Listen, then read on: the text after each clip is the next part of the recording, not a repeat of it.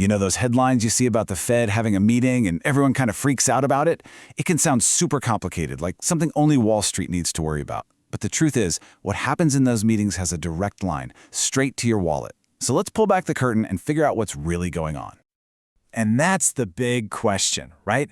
How is it possible that a few people in a room in Washington, D.C. can make a decision that affects your car payment, the interest you earn on your savings, maybe even your job? Well, we're about to connect all those dots. All right, so to really get our heads around how the Fed works its magic, we have to start with the most basic, fundamental idea in the entire economy. It really all comes down to one simple concept: the cost of money. So what even is an interest rate? The official definition sounds a little stuffy, but it's basically the fee you pay to borrow somebody else's money. You know when you get a loan and you have to pay back more than you originally borrowed? Yeah, that extra bit, that's the interest. Yeah, let's just cut through all the financial jargon. The easiest way to think about an interest rate is just as the price tag on a loan. It's the cost of borrowing money. Plain and simple, that's it. Okay, so if there's a price for money, who's setting that price? Well, a lot of things can influence it. There's one major player in the economy that pulls the biggest lever of all. And that big player is, of course, the United States Federal Reserve. But pretty much nobody calls it that. We all just call it the Fed. They're the central bank of the US, and believe me, their decisions create ripples that are felt everywhere. Now here's a really crucial detail. The Fed doesn't actually call up your bank and say, hey, set your mortgage rates to this number. Nope. What they control is something called the federal funds rate.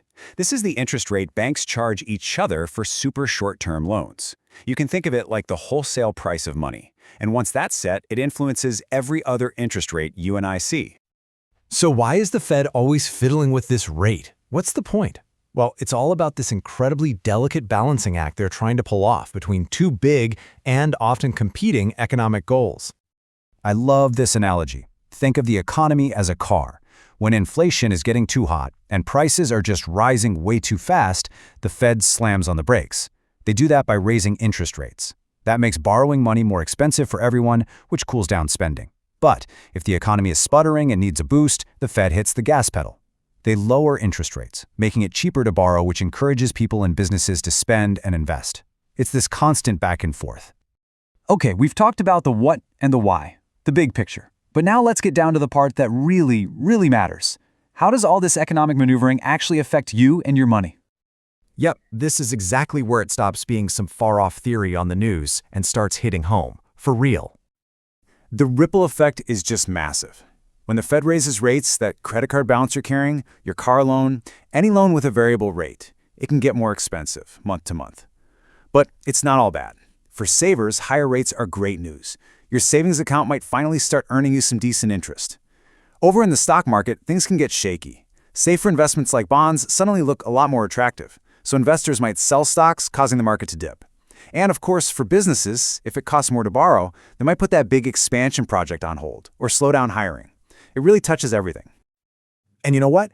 This isn't just some textbook theory. We have all just lived through a masterclass in this economic tightrope walk over the last few years. I mean, it's been one of the most dramatic periods of Fed action in modern history.